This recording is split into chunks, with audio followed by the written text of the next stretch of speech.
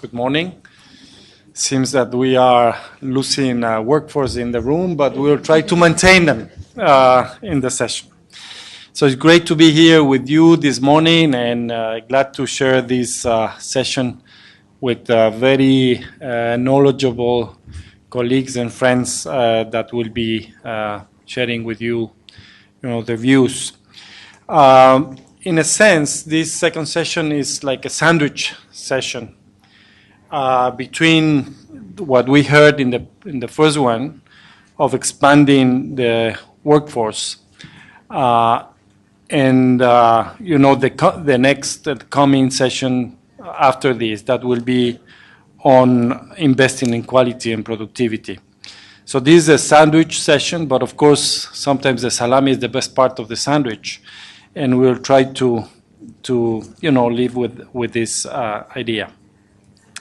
Basically, we'll follow the same procedure as the one that was followed in the morning.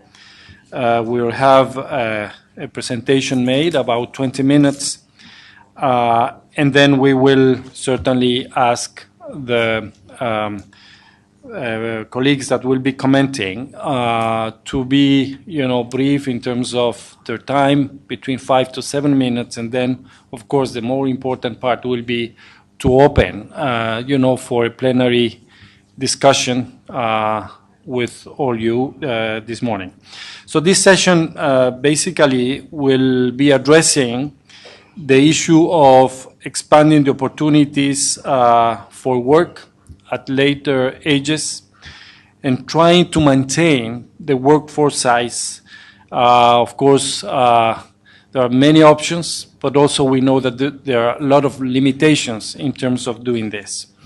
The first session gave us some ideas in terms of not only expanding, but also maintaining. We would like to build on those discussions in these second sessions.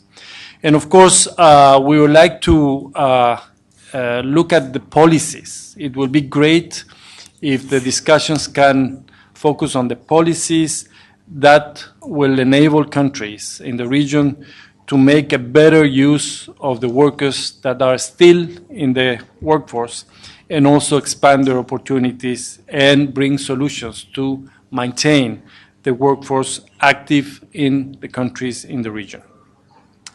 The key questions posed by the organizers are the following. First of all, what are the opportunities and challenges to expand workforce and productivity in old age? Second, what are the steps needed to maximize these opportunities, particularly looking at the low-income countries, but also middle-income countries in Asia? Do they have particularities that we need to focus on? And finally, what are the key recommendations to governments that we could make in order to, ensure that the policies that they take ensure that we maintain the workforce active in the country economies? So I would like to introduce my colleague, dear friend, Michael Herman. Michael is the Senior Advisor on Economics and Manager of the Innovation Fund at the United Nations Population Fund, UNFPA. He deals with, all the aspects that deal with, the development challenges of population dynamics, looking at poverty, inequality, employment, etc. Michael provides a very strong advice and technical support to the global, regional, and national policy dialogues and programs of UNFPA in the population and development areas. We have also this morning Xiao Hongyang to my right. She is the Chief of the International Affairs section of the China National Committee on Aging. Xiao has published a lot of document studies, academic papers, including a study on the ICT model of long-term aged care service, and many other documents that relate to policy on aging in China. And to my left, we have Tanku Alsan Hamid.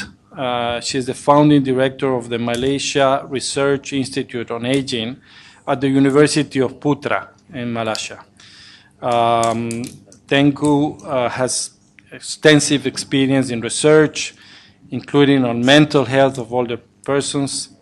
And also she's a member of the National Advisory and Consulting Council for the Elderly in Malaysia.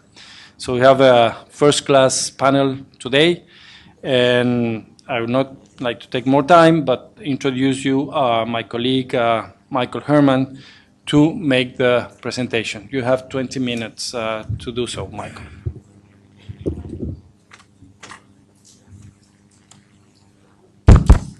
Thank you, Diego, for the introduction. Hello, everyone. So let me try to give you the salami, I guess, between the slices of bread. My presentation will speak a little bit about issues we have already touched on in the morning session, and maybe a little bit about issues that we will be touching on in the subsequent session, but hopefully will provide also something in between that is really unique to this session here. Before I start, let me ask you, what's better, a state of high fertility and high mortality, or a state of low fertility and low mortality? Typically, I see you smiling. Typically, people think that the latter is better. Yeah? Moving from one extreme of this spectrum to the other is achieved through amazing progress in development. Yeah? Advances in health, in investment infrastructure, nutrition, water, sanitation, but also this move from one spectrum, from one side of the spectrum to the other, comes, of course, with changes in age structure and population aging. Yeah. Now, like any massive change of that magnitude, like population aging, that will require policy responses. From an economic perspective, do I think population aging is a tsunami that will drown our societies, that will reverse all the progress that we made, that will threaten economic well-being? No. It poses some challenges, but these challenges can be addressed by policymakers, and one of these challenges is really what happens to the labor market. And this is a little bit the focus of this presentation. Now, I've developed a very wonderful presentation, I must tell you, and I'm not going to talk about it really that much because it's simply too long. So I had a section on demographic trends, implications for labor markets, and policies. I will go quite quickly through some of these sessions and will go right away to really labor market challenges. Let me ask you another question before I get started, and it's not entirely rhetorical. Why do we worry about impacts on the labor market of an aging population? What is the real concern? And is this a theoretical concern? Is this a hypothetical concern? Is this an empirically substantiated concern? What is the real issue? One issue, of course, is, well, an aging population will lead to a shrinking in the labor force, will lead to a labor shortage, will undermine economic growth, right? Another concern is if the working age population or the labor force is aging, that might have very negative effects on productivity of the labor force, and it will undermine economic growth. Yeah? But are these hypothetical are these plausible arguments, are they substantiated in practice? And this is what I would like to look at first. Let me go right to this slide. It shows the labor market in India to some extent. And what you will see, I wrote down the numbers on a sheet of paper here. What you will see is on the left side is the total population divided into dependents and working age population. Yeah? And if you look at it, it looks like a reasonable dependency ratio, not too bad, right? There are 447 million people that are classified as dependents about. There are 823 million people who are in working age. It's not a bad dependency ratio. Now the issue is that of these 823 million people who are in working age, 354 million are not working. Yeah? They're either inactive or unemployed. Yeah? Of those that are working, the 468, it's the last bar, 126 million, despite work, live with $1 a day. They live in extreme poverty despite work. And 252 million are vulnerably employed, which leaves, if you do the math, about 90 million that are productively employed by by deduction. Now, if you compare this demographic dependency ratio, people in working age relative to all people outside working age, it looks reasonable. If you look at a more economic dependency ratio, if you like, people who are productively employed relative to all others, that's a very difficult situation, a very tough case. Now, is this particular to India? Well, the magnitude is, the specificities are, of course, but the pattern is not. There's another country for which we did this, and it's Indonesia. You can do this for many other countries. The general point is, of those people that are in working age, there's always a substantial number that's not working. They're inactive or unemployed. Yeah? Of those that are working, there's a substantial number of people that are not productively employed. Yeah? So if you look at this, in the working age, whatever happens to the working age in countries, whatever happens to your age structure, there is a large number of people in the working age population that you could classify as a reserve pool of labor to some extent. So if a country was to see a real labor shortage, a country could draw on this reserve pool of labor, if you like, getting these people engaged in economic activities and getting them more productively engaged in economic activities.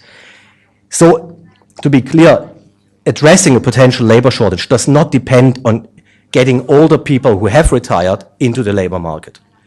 You can also bring people in that are in the working age but are not engaged. This doesn't mean we shouldn't try to bring older people in, but it's just an argument about economic necessity. Yeah? And I will come back to that. Also, what's important, what I would like to highlight is that if we look at labor productivity, or if we look at the number of people who are working, it's not as important as actually the productivity of people who are working.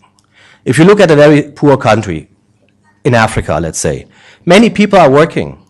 Some people, they will do shoe shining on a street corner, some people will sell bottled water at traffic intersections, everybody is doing something.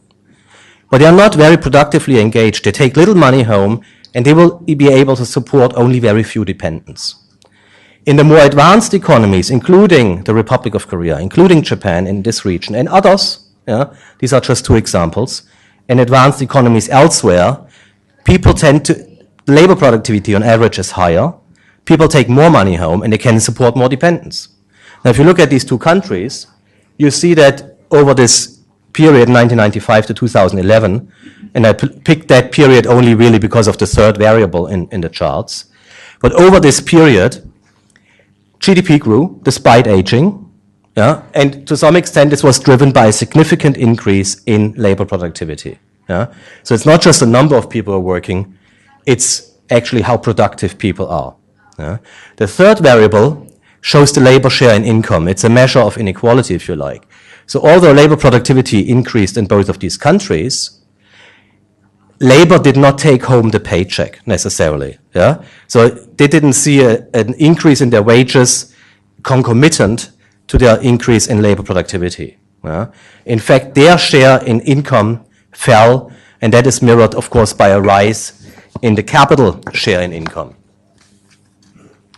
So what does this mean? It means that if we are embarking on designing or redesigning pension systems or healthcare systems, if you like, we should not only take the number of people who work, their productivity, but also income distribution into consideration. Because the way we redesign pension or healthcare systems will have an impact on inequality. And I would say that the way many countries go about designing healthcare systems and pension systems actually tends to contribute rather than mitigate a rise in inequalities that we've seen not only by no means in these two countries, but in many regions, also not just in this region, across the world, and that Piketty also spoke about, of course, in his book. So let me step back. What do we see if we look at these economic variables? Most countries don't have a labor shortage as such because of population aging. They might have a skills shortage, which is a different issue. Yeah? And we have to distinguish these issues. You can have a general labor shortage, but it's different than saying I'm lacking a few engineers, yeah? Or I'm lacking medical doctors. Yeah? And you have to go addressing these problems in different ways. That's one thing. Secondly, in most countries, you will see, or many countries, and also in this region, you will see that the increase in labor productivity is actually high enough to compensate for the people leaving the labor force because of retirement. So economically, it's not yet that big of an issue in many countries. Now, having said that, Portugal is a country where I spend a lot of time, Spain as well. These countries have had very weak economic growth, rapid population aging, no increase in labor productivity for 20 years. They are in very dire straits. But it's not true for many countries in this region. So just to mark that. Now, the more I think about this, now thinking about the engagement of the older people in the working force, I would actually like to separate the discussion of a retirement age almost from this discussion of labor shortage or other things. You can look at this in a different way. People live longer today. On average, we live 10 years longer than a few decades ago. That's an amazing present to individuals, amazing present to societies. In this context of rising life expectancies and also rising healthy life expectancies, do we want to tell older people, oh, you know what, you can't contribute anymore because now you're retired? Yeah? For me, this is a question of not just respect, almost of rights, of empowerment. If you ask me, I think almost independent of economic situations, there should be no retirement age. There are countries that don't have a retirement age. The United States doesn't have a retirement age. Everybody can work however long they want to. However, I am also very concerned, not just about giving opportunities to people to engage if they want to, but also about the need for people to work because otherwise they can't make ends meet. So almost you have to find the balance between providing opportunities and making sure people don't have to work beyond a reasonable age if they don't want to and cannot, for all kinds of reasons.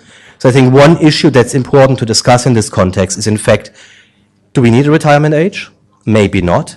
But what's the age at which people can draw a full pension? And that's a slightly different discussion, and it has to be part of that discussion on the retirement age.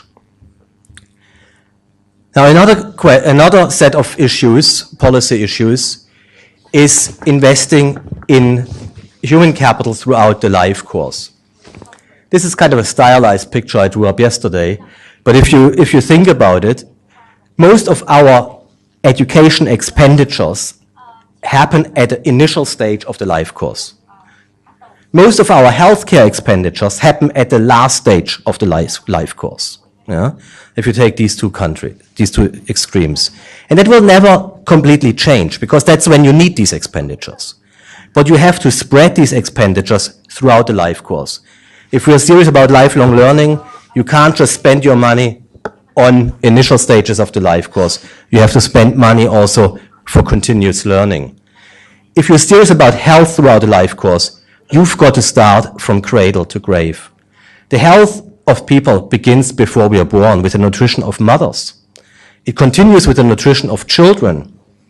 Maternal, newborn, and child health is super important for a healthy life course.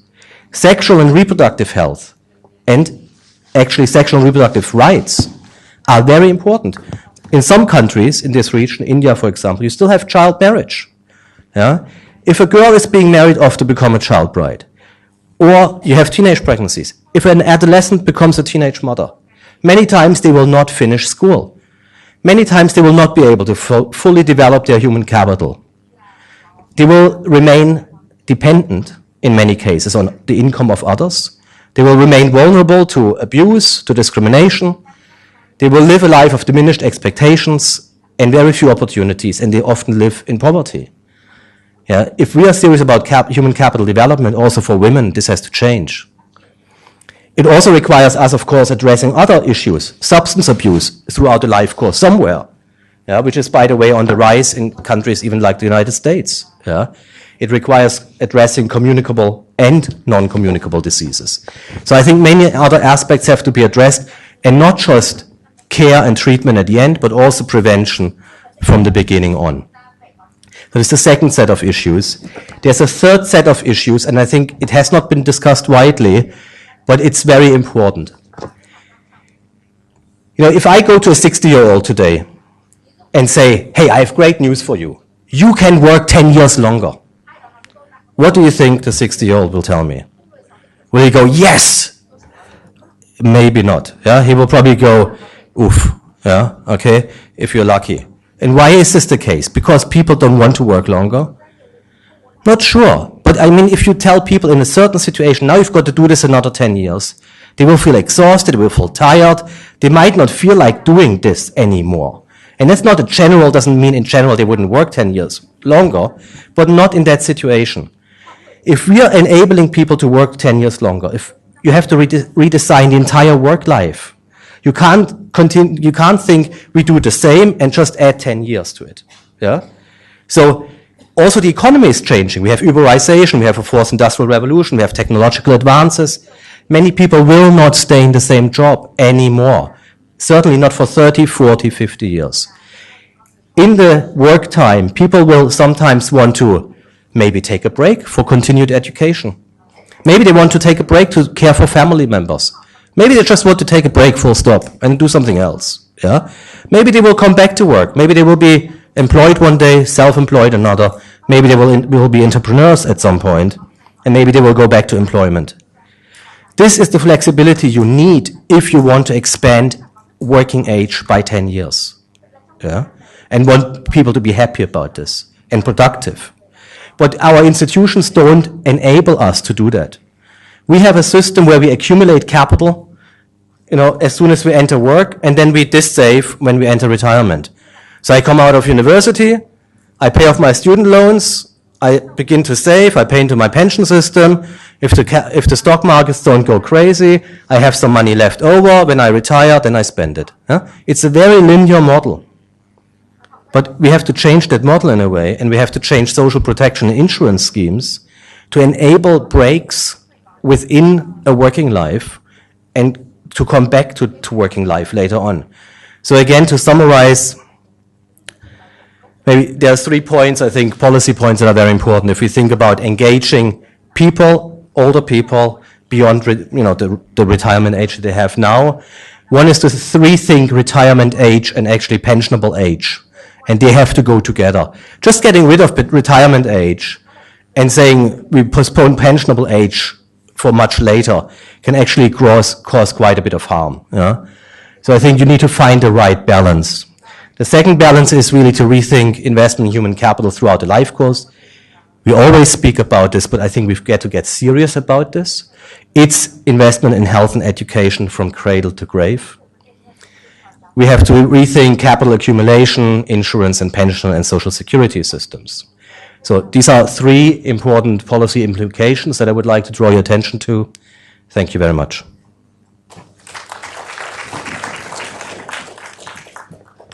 Thank you, Michael.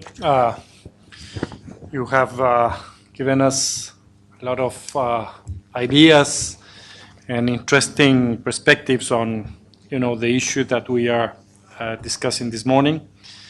I think you have summarized it very well in your last 3 points in terms of policy implications. So I would not really want to repeat what you are saying.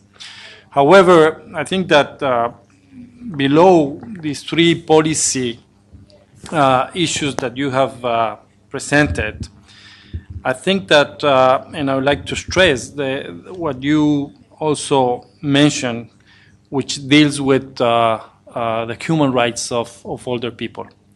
Because I think we are, in a sense, when we look at the trends, look at the statistics, etc., behind those hard numbers and interpretations that we have, I think there's a very important element that we usually don't think about, is what really older people want.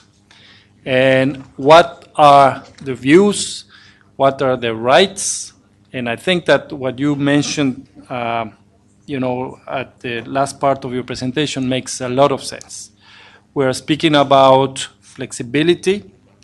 We are speaking about, ensuring that older people live productive and healthy aging.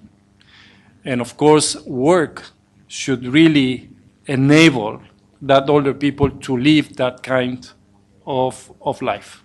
Healthy, productive, happiness.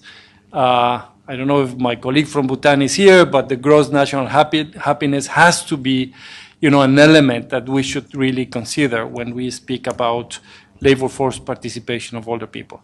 So I would like to stress and underline the issue of flexibility and human rights of older people as they engage or decide to continue engaging in any productive activity. So thank you. I'm sure we will discuss this at length. And now I would like to ask Xiao to present her views, comments to this presentation. Okay, thank you, moderator. Thank you for the excellent presentation. Actually, Mr. Herman introduced some new point of view from the perspective of economic, and I would like to add some information from perspective of population issue, and also mention about some experience about China, and then put some suggestions based on the experience of China. As we all note that the Asia is facing a severe population aging process, as its population of elderly will anyhow become a new part of its labor force sooner or later. As we all know this very clear. That maybe we have listened a lot of presentation not yesterday or today's first session, that the Asia is ranked as the first aged area in the global process of population aging, much further than the rest of the other world. As the last decades has witnessed the baby boomers in Asia and the Pacific regions. And these baby boomers have ever promoted the development of the productivity and the income in this region.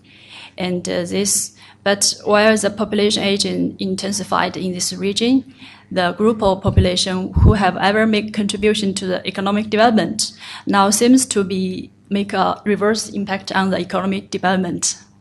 And secondly, I would like to mention about something about China. It's a pity there's nothing related to China in this slide, and only about other countries selected.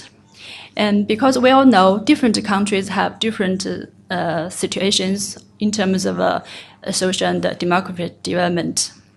And as we all know that in China, the average life expectancy have reached to 76.34 years old. But the average retirement age in China is less than 55 years old, though the legal retirement age is 60 for men and 50 or 55 for women. But China is alone as one of the countries which has the earliest retirement age. China's current retirement policy was formulated after the founding of the People's Republic in the late 1940s, while the life expectancy did not reach 50 years old. But now 60 years has passed, and the situation has changed so dramatically. So with life expectancy having reached over 70 years, it's obviously unreasonable to see the retirement age still under 55. So China is thinking about formulating a new retirement policy to think about to take some flexible arrangement for the retirement. And also, as pointed by the China Human Development Report, the China labor force will have already kept declining since 2012, when China peaked the supply of labor force. And by 2025, half of the labor force of China will be aged over 40 years old. So as the population age intensified, we have to say that the structure of the labor force has changed so dramatically. So we should think about some new measurements to be in line with the new trends. And because our topic of today's session is talking about how to take measures to respond to the challenge of population aging, and do the elderly themselves really want to stop work after the retirement? A survey shows that in China, 1/3 of the senior citizens still want to work after their retirement. This just an issue limited by the factors such as the age, the health, the economic conditions, and some specialized expertise of the elders. So maybe the statistics on population aging from the economic, demographic, or social perspectives have shown that we have entered a new stage, that when people aged over 60 years old, we have still at least 20 years ahead to have a healthy life. So the challenge is how to set up a new development model. We need to formulate the policies responding to this challenge, including the policies on the social development, the social security, the social health support, and so on. So in order to provide a chance and resource for the elderly to respond to the challenges of the 21st century, we should take measures from the policy formulation, from the measures taken by the government, by the civil society, by the whole service. And finally, I would like to put forward some suggestions based on the experience from China. The first suggestion is to enhance the awareness of the society about the active aging, because we should carry out many activities to advocate the public and the society to know that the elderly are the important part of the social welfare with a rich experience and have a good potentials to contribute to the society. And we also need to identify and advocate the contributions, especially the economic contributions of elderly, and to show the good practices of elderly to contribute to the society. And we also need to promote the capacity of the elderly, to help them adapt to the new development of the society, especially help them to utilize modern technologies. Maybe through these new ways, they can work in flexible styles. For example, work at home, work in a remote site, to help them participate in the social more actively. And the second suggestion is to, as I mentioned just now, to implement a flexible retirement policy to help the retired elderly to continue participating in the labor market in forms like part-time jobs, the self-employment, and so on. And maybe in different countries, they have different responses. In China, we are thinking about this step, and maybe in the near future, this will become true.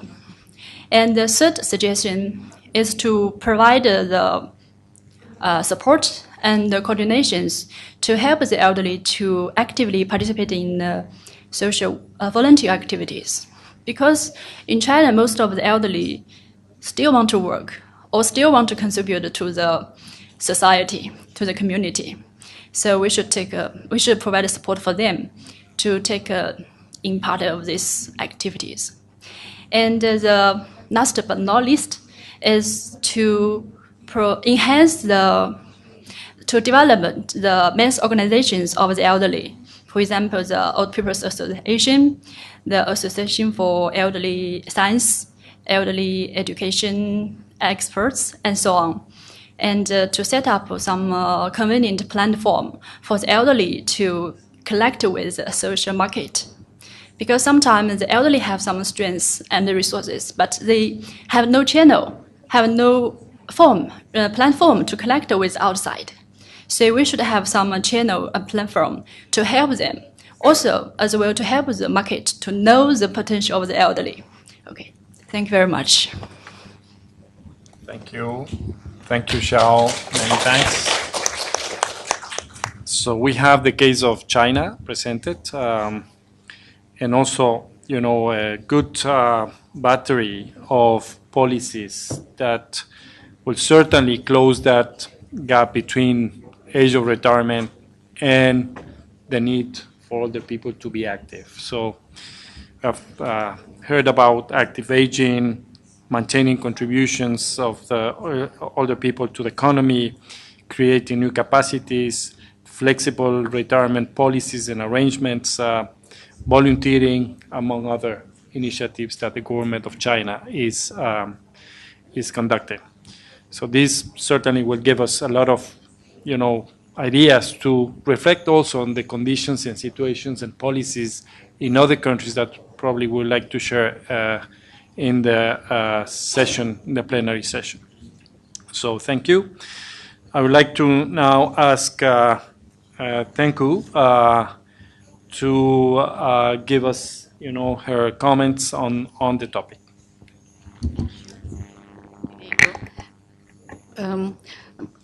Michael did a very good presentation of summarizing the complex issues of population aging and the workforce. This is something all of us need to understand and have an open discussion and conversation. It does not mean population aging is the end.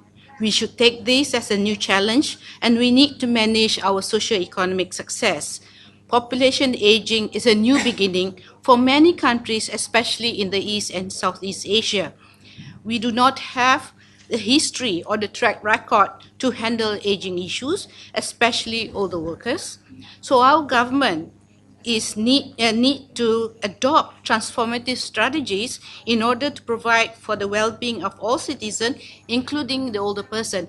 And if you look at the present older person, they are low educated, but the future aged, where all of us are, our education level will be different, and it means different demand and different needs. So we have to be adaptive in that strategy. So in the sense that tweaking the present policy may not work as aging is a transformative for the developing countries because of medical technology. And when you compare the aging process of the developed countries, the population aging issues come hand in hand with development. So the social structure, more or less, are ready and moving towards the aging population, but not so in the developing countries. So in the sense that the viability of long-living societies will depend on the adaptability of the labor market. The first thing is we need to think about the concept of work. This morning we heard about the definition, and to me, it does not mean paid employment alone. Goes beyond paid employment. It goes and it relates to both paid and unpaid employment. So we're talking about the productive role of the older person in the marketplace. So in the sense that we need to think about adapting work processes and work environment to incorporate older workers.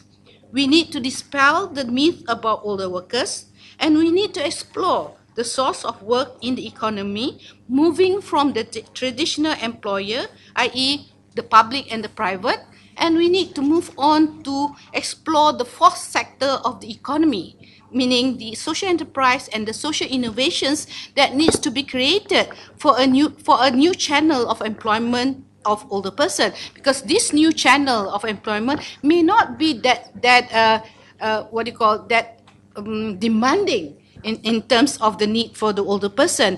And of course, in relation to that, we're talking this morning, Pete talked about lifelong learning, training, development, and promotion. So these are the issues that the HR policy needs to think about, because sometimes when they hire the older person, they forget about the promotion aspect of it, and they just leave the older person there. And in our own research at the institute, where we asked the human resource managers what is their belief of older workers, they say they don't like older workers. And because of this perception, they will not have training programs for the older worker, because why should we? Because it's an investment at a loss. But if you talk about the whole totality of retraining and things like that, the tacit knowledge of the older workers that can be transferred into the younger workers. So meaning that in our present situation, we have multi-generational labor force in the in a sector or in an organization. So the training process and the socialization process of the work is very, very important. So we need to provide the avenue for these older workers to share the tacit knowledge so that the learning curve for the young people will be lessened. Okay, and in relation to that, Michael also talked about flexibility, work practices, and things like that. And to me, in terms of flexibility of work practices, there's three issues in relation to that. First is the workplace flexibility. For now, we have work. Usually, we have to see face to face, right? You have to go to office, and then in order for you to say you are at work. But now you can work at home. Okay, so that's a flexibility of workplace. The other one is career flexibility, in the sense that we reduce the responsibility or we change job, so that at least we recognize the contribution of the older workers. And the third flexibility is in the sense of workday flexibility, meaning that older person do not want eight-hour jobs. They want a flexibility in terms of reduced hours and maybe job sharing. And many of these flexibilities are already in place in the Western nation. So we need in our region to be thinking about this. But for the moment, our labor force acts and things like that are very rigid. It's very difficult for many of us to get out and re-enter into the labor force. So maybe we need to relook at our HR policy and things like that. And I'm sharing an example in Malaysia where the Employment Act doesn't have retirement age, but the collective negotiation of the employer and the employee fix the age. So from when you talk about law, the law doesn't have retirement age, but the collective negotiation is the one that is becoming a stumbling block to the employment of older workers. And another aspect about employment is to look at health, because in our nationwide study on issues and challenges of population aging among 5,000 Malaysians aged 18 and above, the main concern of the current and the future elderly is economy and health. Okay, in the sense that if you have, in Malaysia, we have quote-unquote basically universal health, because we only pay 5 ringgit or for specialist services and 1 ringgit for the normal hospitalization. So even that also is a concern for the public, for the public. And also looking at health issue from the perspective of individual responsibility for self-care. Because if you don't care about your health, even though you have access to health, you don't bother. And that will affect your productivity and also your ability to work. Another aspect about this employability is about the culture. Because many of my respondents says they want to work, but the children felt shameful allowing the parents, the older person, to work, because it's quote-unquote as if they're not taking care of the older person. So, but from the older person perspective, they want to maintain their activity level so that they keep active. And we know if you are active, your adrenaline levels and things like that, that will make you more healthy than when you just stay home and wait for things to come to you. So these are issues that we really need to tackle. So the attitude of the family members also is very important in terms of work. And in conclusion then, we need to identify the specific problems related to aging and labor market and conduct in-depth analysis of the specific issue. As this morning we already heard about one size doesn't fit all. Therefore, in terms of population policy, to me, it is the strategy of public human resource management, so that that we need to center on the human, on the individual human, and trying to understand the capacity and the capability of the human resource of the nation and addressing those kind of needs. So I thank you for that. Very interesting. Thank you, Tanku. I like the phrase that you use when you began your presentation. Basically saying population aging is not the end, it's the new beginning. And the importance of innovations and being flexible. Strong idea also about tweaking the policies that we have currently might not do the job. I think we need to think afresh based on evidence, looking at what really are the issues in terms of labor force participation of older people and designing policies to address those issues. So those are the key messages. And now I would like to open up. We have wonderful ideas, wonderful propositions, challenging, and certainly we will have a wonderful debate now. So I will take three questions from the plenary, and then I will address either the presenter or the discussants to answer them. So raise your hands, please, to the questions. Let's begin with this table.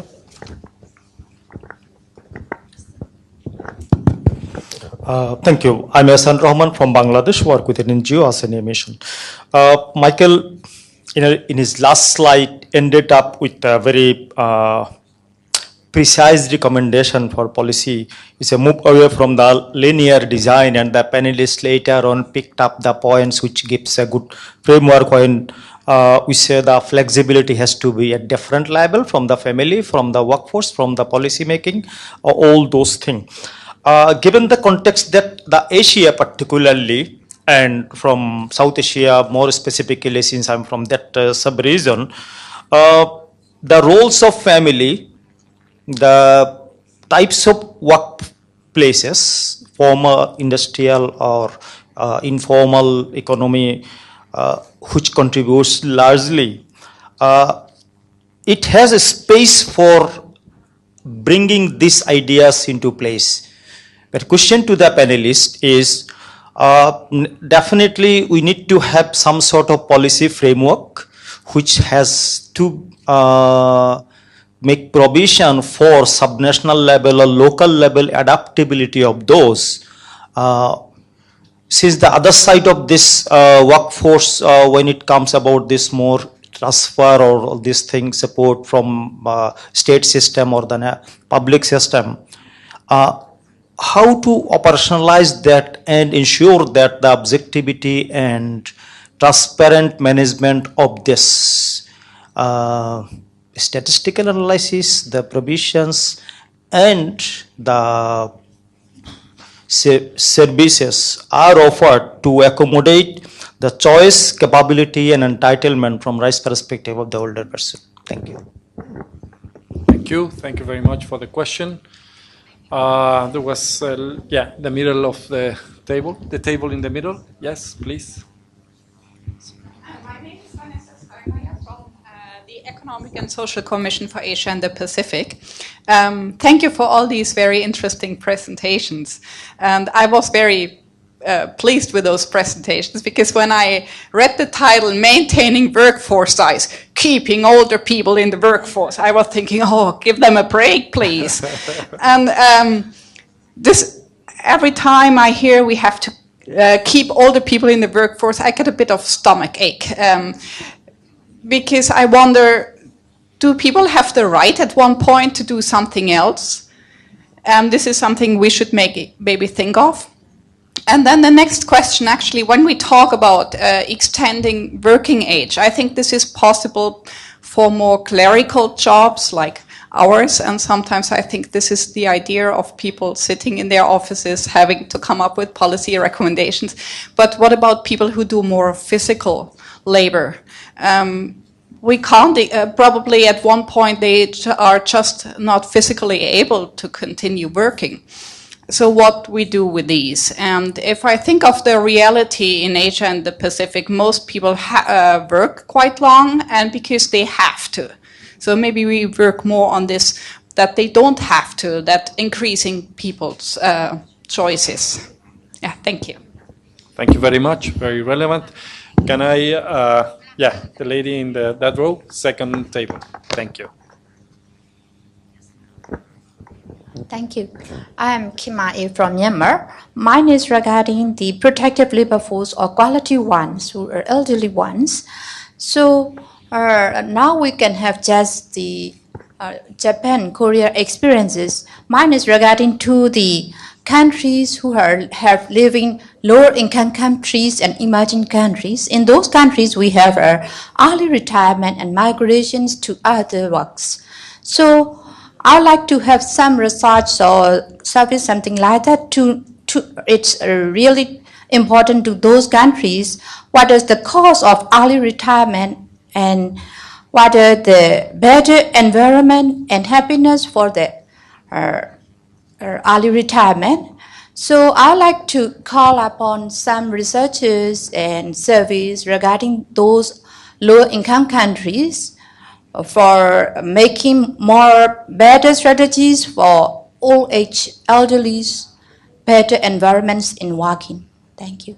Thank you. Thank you very much. So we will now ask, perhaps Michael could take the first question on, the policy framework for national, subnational and local policy implementation and how to operationalize these policies that look at the issue of older people engagement in the workforce. So that could be one to Michael. Increase options for not only thinking about physical, labor, but also, transforming in a sense the demand for labor, particularly in old age. So maybe you could take that question. And, the issue of research on strategies for low-income countries in terms of, how we could deal with maintaining or providing opportunities for older people that would like to continue to work in low-income countries. Maybe you could take, Xiao, that question. So, Michael. Yeah. Thank you, Diego.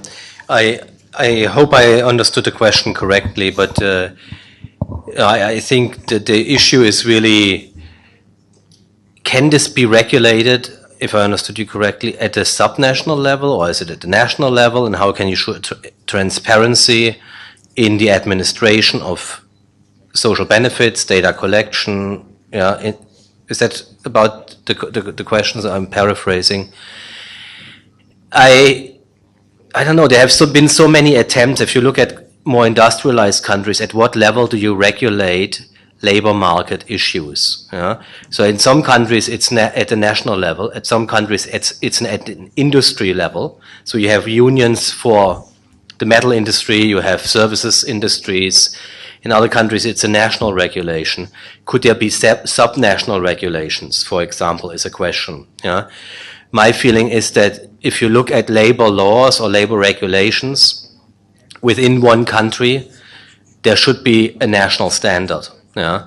Otherwise, you might fall into problems that you have, let's say, in the European Union or elsewhere. You have countries with different standards, different pension systems, different pension ages, different retirement claims, which is a big handicap for people's mobility, actually. And imagine you have that within one country. If you work in one state, you can't easily transfer your benefits to another state, or you have different regulations. So my feeling would be to the first part of that, and this is really very exploratory what I'm telling you, I think you probably would need to have a national regulation of sorts that sorts out the framework for labor participation and protection systems. How do you ensure transparency in that, or how do you ensure a functioning system?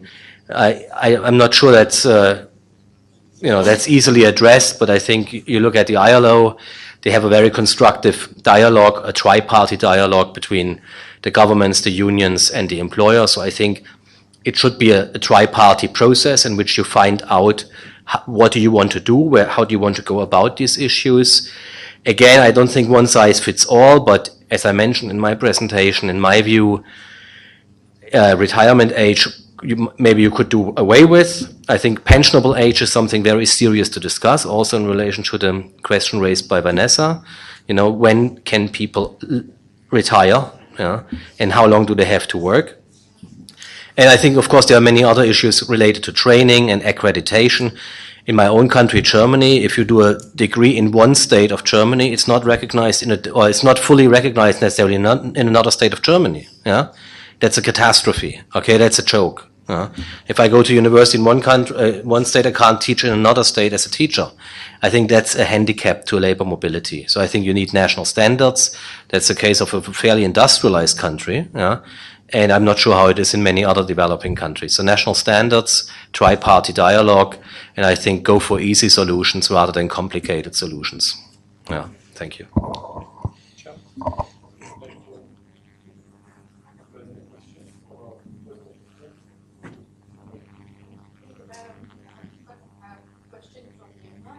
Of the increased options for workers who are in the physically demanding job. I think one of the issue when you talk about demanding job, of course, in terms of the easiest way to answer is of course technology, but at what cost of technology? Yeah, because to me, when you talk about those kind of labor force, you need to talk about simple technology that would replace the physical demand of the job, so that because it will have a health effect in the long run, and whether that job has the health security. Okay, so to me, the simple answer would be to invest in technology so that they would extend the involvement of that individuals in longer labor force. That would be the simplest answer. Yeah, in that sense. Thank you. Thank you. Now we begin from this side and then we move to this other column. So the first table wanted to mention something, please.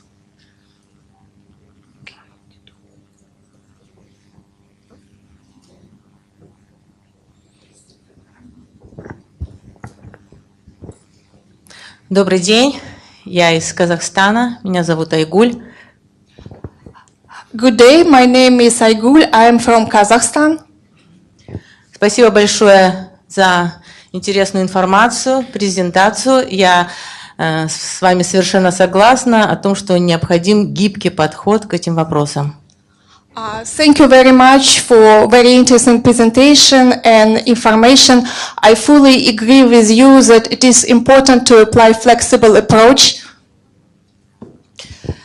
У нас законодательно в Казахстане закреплено выход на пенсию для женщин с 58 лет, для мужчин 63 лет.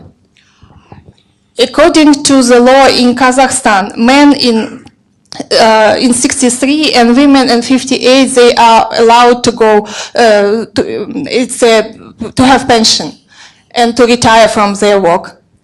С 2020 года у нас выход на пенсию для женщин будет установлен также в 63 года, то есть уравняется с возрастом выхода мужчин.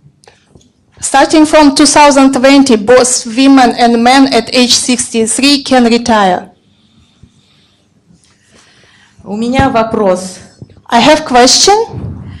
Вот когда вы перечисляли рекомендации, one of the recommendation which was outlined during the presentation, использование современных технологий, using of modern technology, и предоставление поддержки в области волонтерства, чтобы привлекать пожилое население к волонтерству. And creating volunteering opportunities for elderly population. Хотелось бы, чтобы вы уточнили конкретно, какую работу волонтерскую будут выполнять пожилое население. I would highly appreciate if you clarify what kind of volunteering work can elderly people do based on experience of your country. Спасибо. Thank you very much. Okay, thank you. Thank you very much. I think in the back, gentlemen, in the last table. Please, your name and institution.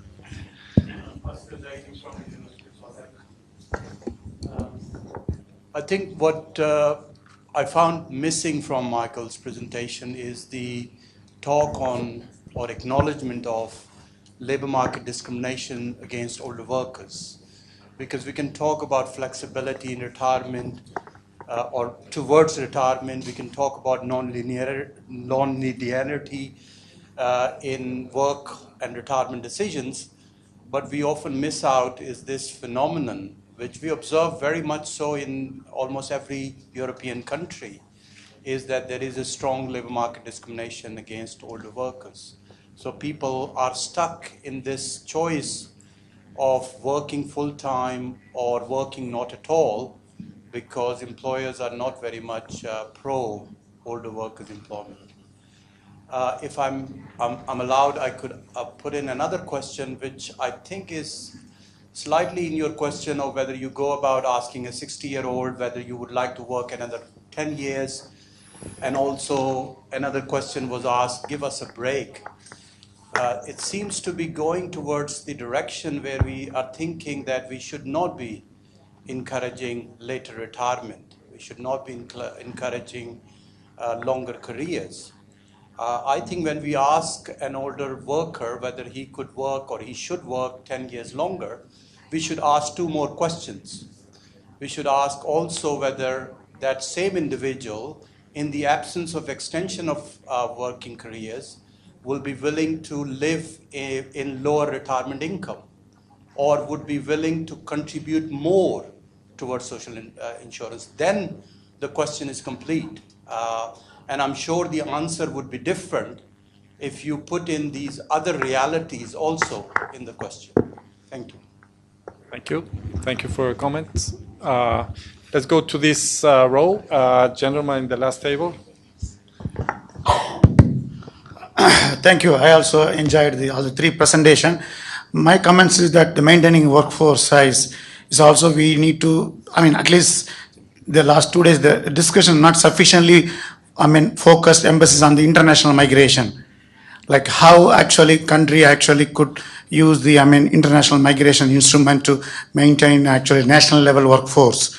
Particularly Asia Pacific is some country have, witnessing labor shortage, like country like say Japan or South Korea, a few other countries face labor shortage, whereas many other countries have huge labor surplus. So in that kind of environment, a better regional cooperations, integration on the kind of labor mobility could enable country to maintain labor force even in era of aging phenomena. And that actually we need to sufficiently, kind of emphasize and see how country could actually work together to promote more international regional migration. Thank you. Thank you very much. Now we have three questions. One related to question concretely of Kazakhstan about, what are the examples in terms of, volunteering opportunities for the elderly. I think Tanku could give a response to that. The second one, the question was about the market disconnect, the decision between a full-time and continued engagement and other opportunities, to provide them with, older people with options. Maybe Michael could address the issue, or Xiao better. And Michael on international migration and regional cooperation. Okay, let's begin with Tanku.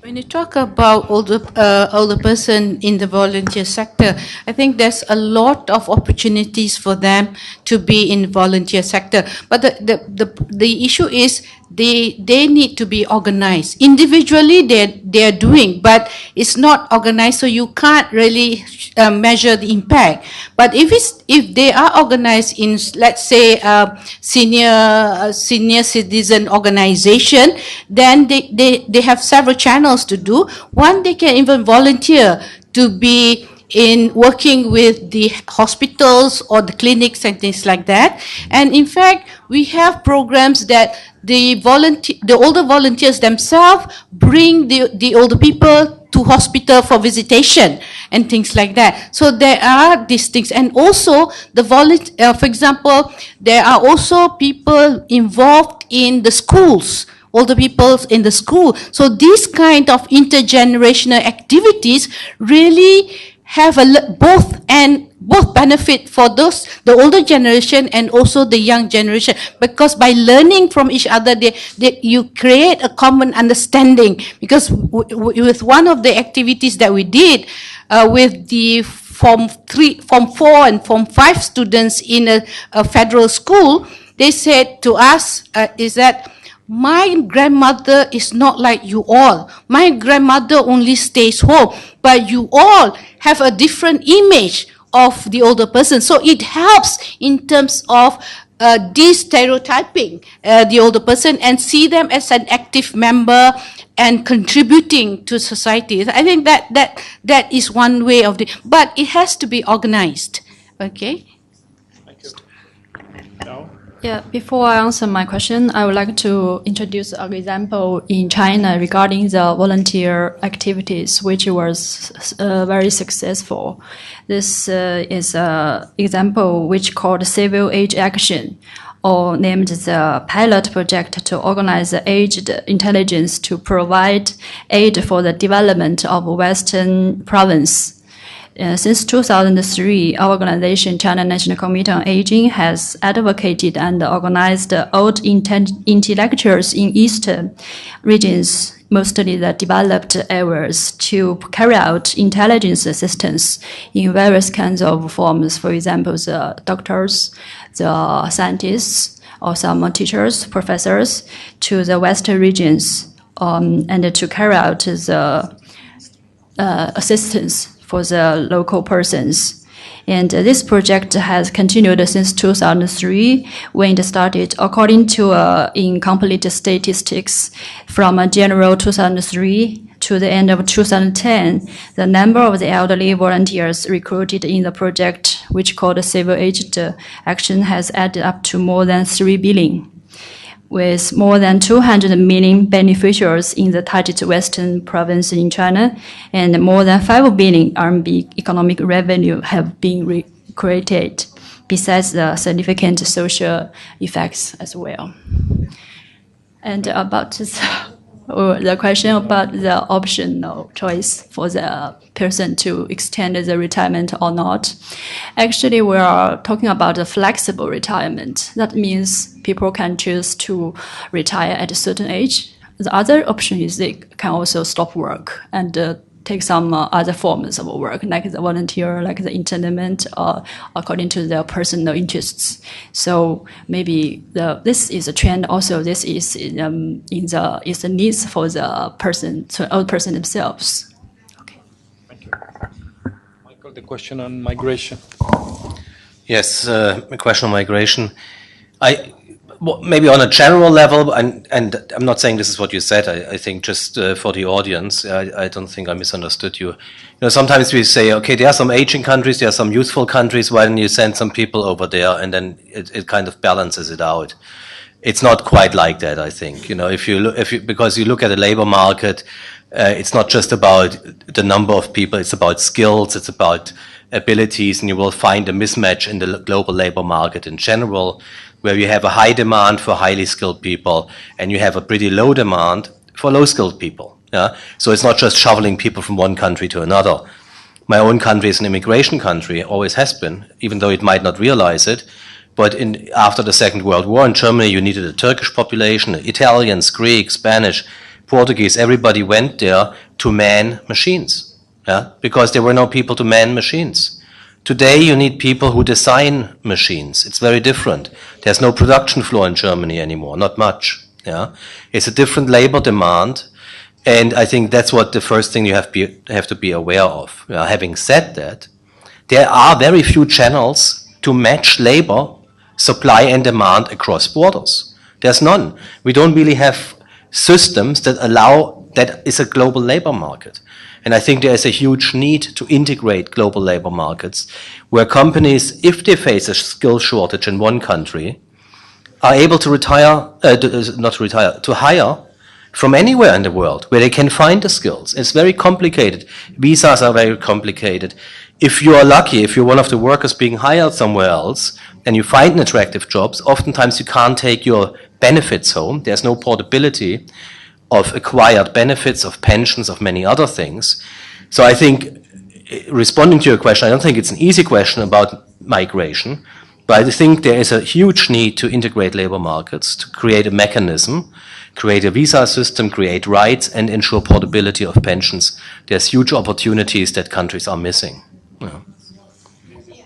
Maybe I would like to add the ASEAN framework, because in the ASEAN framework we have the issue of interchangeability of labor, but still it is very rudimentary because there's a lot of issues about migration and, as Michael said, about portability and things like that. And we, of course, the importing countries do not want low skilled labor; they want high skilled labor. And interestingly, if you talk about the aging, the care industry is the one that are pulling a lot of labor, professional labor, from one country to another, and that creates a vacuum from the sending country. So that it becomes a major issue in the future.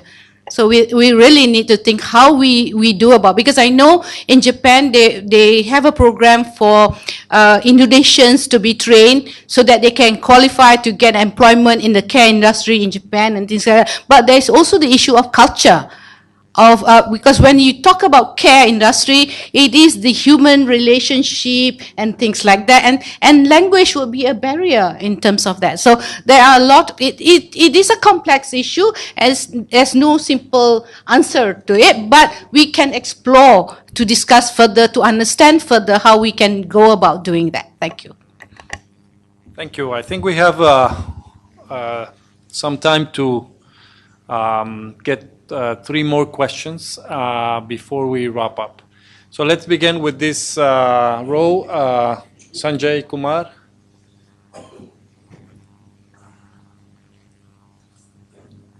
Thank you. My question is just taking clue from the chair when he started saying that we should have some discussions on the policy options. And particularly in some of the Asian countries where agrarian force, the labor force is there in informal sector, either farm or casual worker or farmers. So just wanted to know from panelists what kind of policy options could be to maintain older people, those who are in casual or formal labor force. Probably is it the policy options or something else? I don't know. I mean, what is your thinking on that? It will be really helpful. Thank you. Thank you. Let's move to the middle row.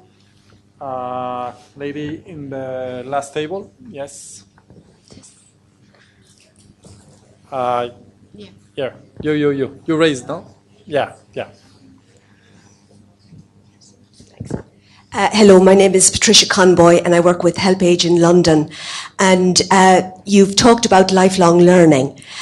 We have very well developed models for education for young people, and not so well developed yet, I think, in terms of models for older people, in terms of curriculum structure and so on. And I would be interested to hear the panel's thoughts on the content of lifelong learning in the context of this discussion for older people. Thank you. Very important. Let's go to the last row of or column of any question in these tables, this the left side? No? Daniel? Yeah. Daniel Horn, also from HelpAge in London. I think it's quite interesting that what we're talking about a lot of times is these life course appropriate patterns of work and support forms of work.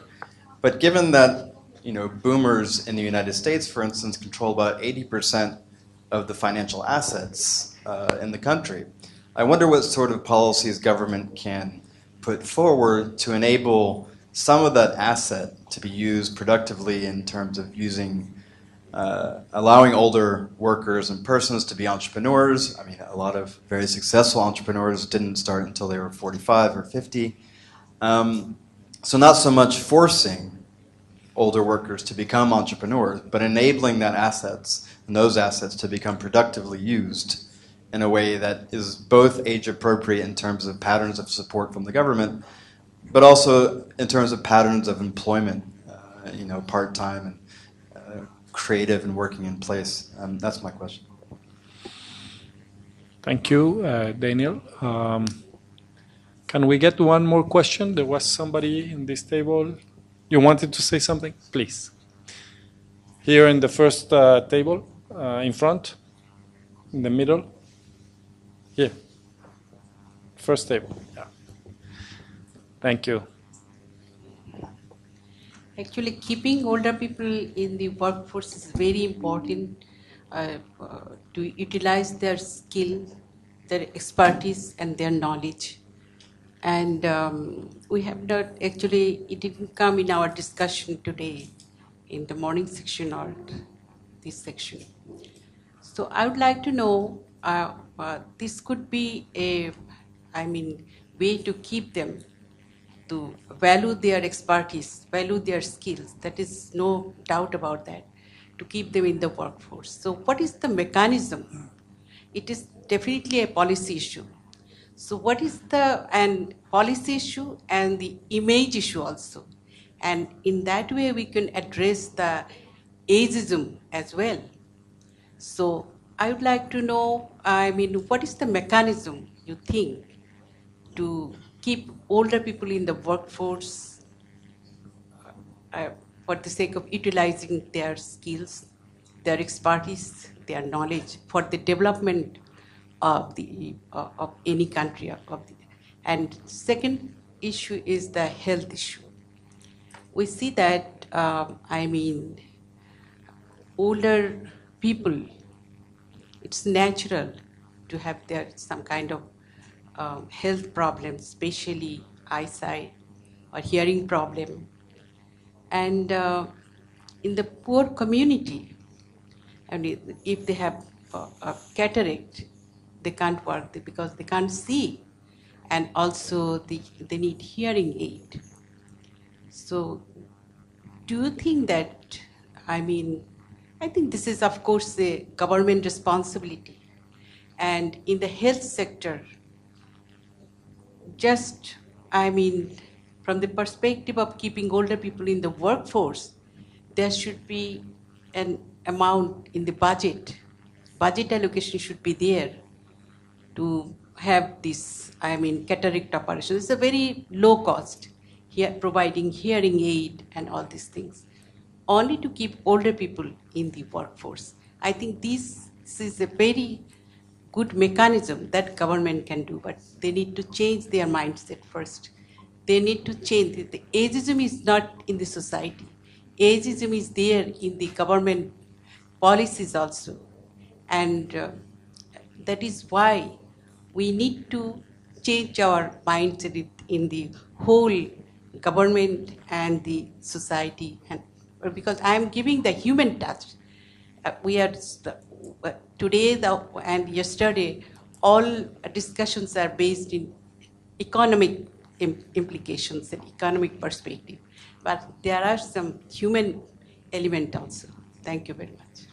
Thank you. I think the last four questions really will help us to wrap up the session today, because all of them really relate to the policy implications, policy, recommendations that we could make. So, without referring to particular questions that you have mentioned, I would like to give, the panelists and the discussants 2 minutes to really give us, in essence, from the policy perspective, what they really think should be, the way forward. I know that they have already mentioned in the presentations policy perspectives, and we know that the situations in the countries are different.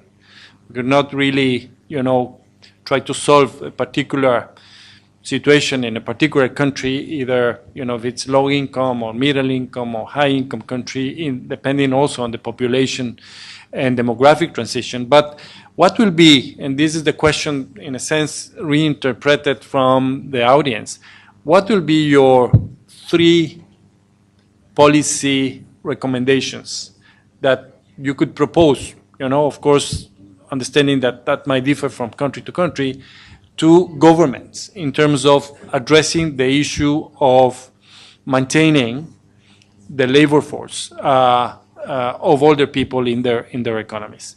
So I'll leave the presenter and the discussants to give us that shot, that synthesis of what we have here today and what they have presented. And I think that that will give us some light in terms of the direction of efforts, in terms of addressing the issue of policies for engaging or keeping the older people engaged in the workforce. So I'll begin with, in the same order, Michael, then Xiao, and then Tanku to provide us with that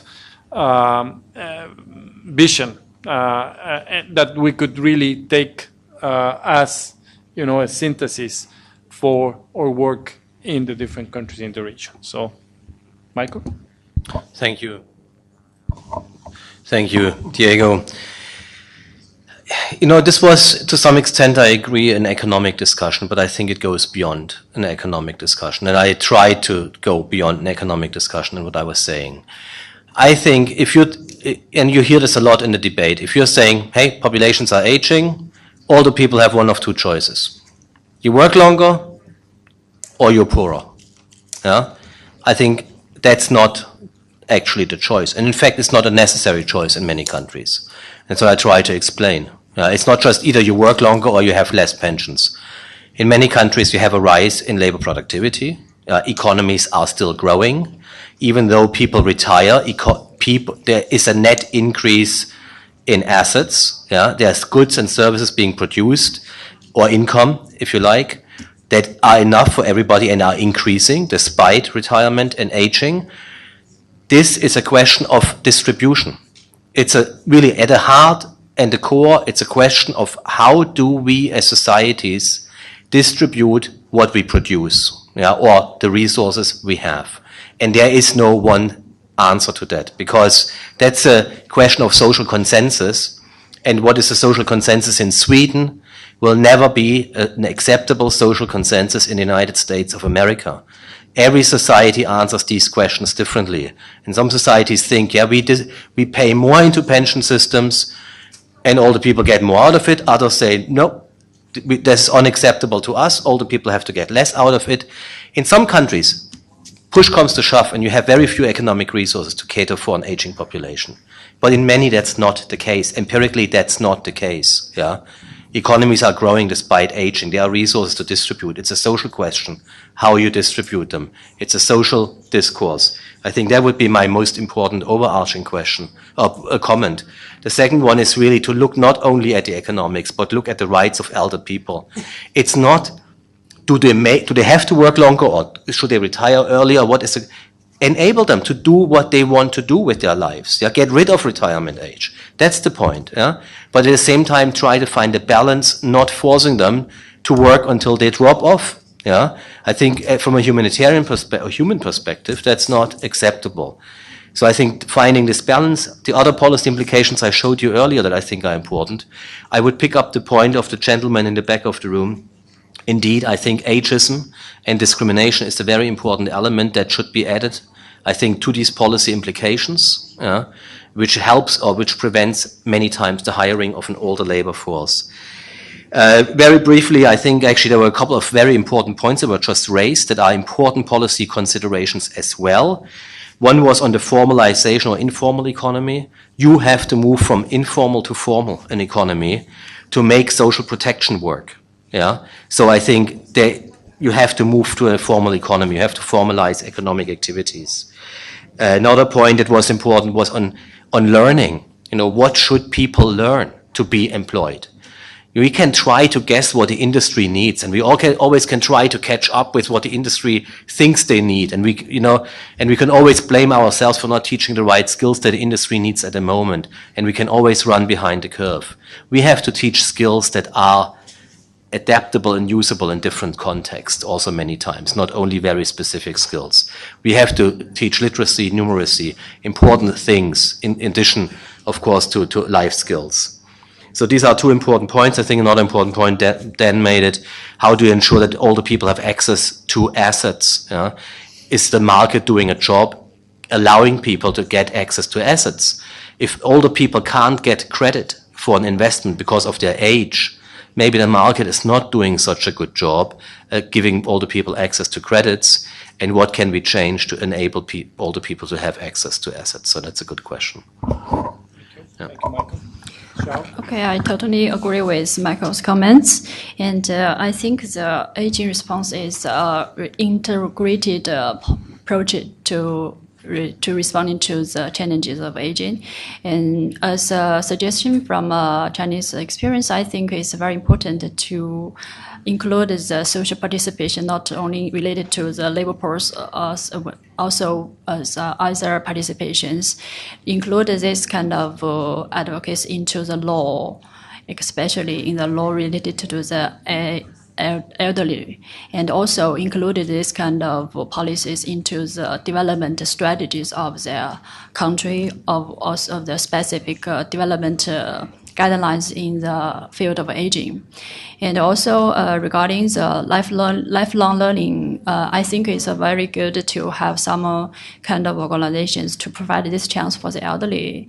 In the case of China, we have third age universities, which was very popular from the central to the local. The old person can learn what they want to learn, the skills, the new technology in this kind of university. This kind of form also can provide the good training and capacity building activities for the elderly to join the labor market. And I think the point is very good, just now mentioned by Dan, that the elderly also always have a good amount of access, and they have a lot of fundings in pockets. How to utilize this kind of funding is very important for the social development. So it's very important to develop the civil industry, which means to provide the private products for the elderly and to boost the consumption of the elderly, which can brought a large amount of economic effects, I believe. And also, lastly, I want to mention again about the advocacy, because at now stage the society has not aware the importance of the elderly regarding the economic contribution so well, especially for the younger generation. Maybe they are not well so much about the implications on of the elderly on the economic, and also they do not really understand the importance of the contribution of the elderly. So I still think it's very important to advocate from the younger generation to help them know the importance and help the younger generation to prepare for the old age from the young age. And also, since the learning is a lifelong course, so maybe from the young age they can prepare and learn some new skills for their own future. Okay, thank you very much. Thank you, Xiao. Thank you.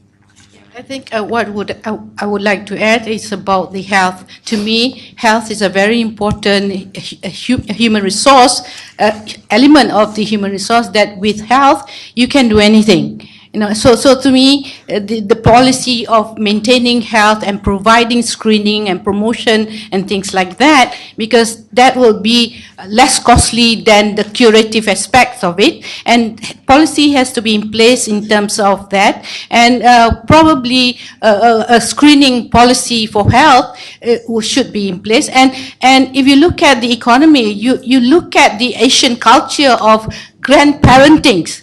Okay, a lot of grandparents spend a lot of money on their grandchildren. So these are new avenues of consumption that would generate income for economic growth or something like that. And also the employment as a choice is because some people have to work.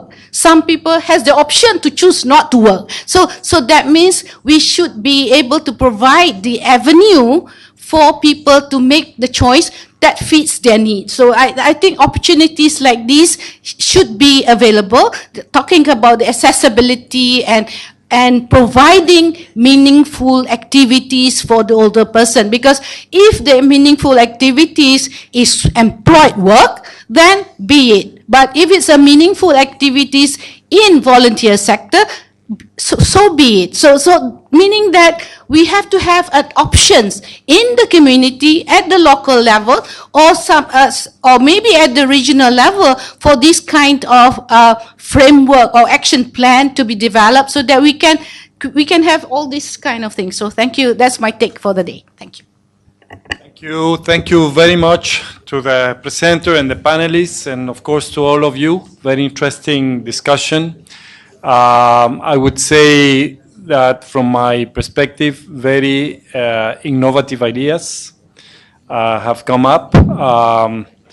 The bottom line, I think, for any policy, and also recognizing that every country has a different situation. Every country has to decide in terms of the allocation of resources to different priorities, etc. But in this particular area, I think that there are 2 or 3 strong ideas that have come up this morning. One is that policies should be human rights based. That's fundamental, giving all the people the choices that they would like to avail in terms of working or not working. That's one strong idea and principle. Secondly, recognizing that every country is in a different situation, I think flexibility in the policies should be the call of the day.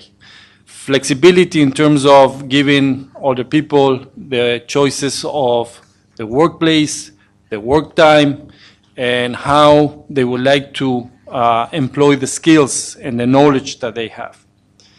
And finally, I think that countries need to prepare to, a society in which older people becomes, a very important proportion. And for that preparation, I think human capital development is fundamental, which entails education and health throughout the life course, in terms of, ensuring that old age comes in a healthy way and also in a very active way.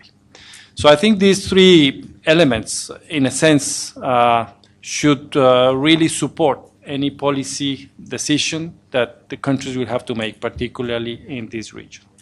So thank you very much for a meaningful discussion, and thank you very much for your attention. Yeah. Good morning.